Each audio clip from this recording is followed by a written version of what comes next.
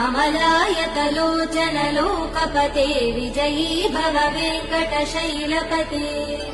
स चतुर्मुख षण्मुख पञ्चमुख प्रमुखाखिल दैवतमौलिमने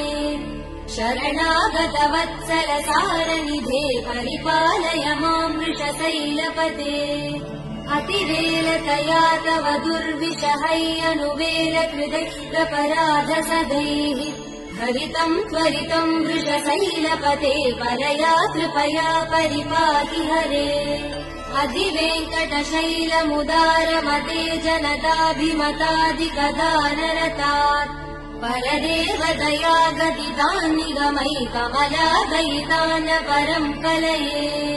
कलवेणुरवावसगोपवधू शतकोटिवृतात् स्मरकोटिसमात्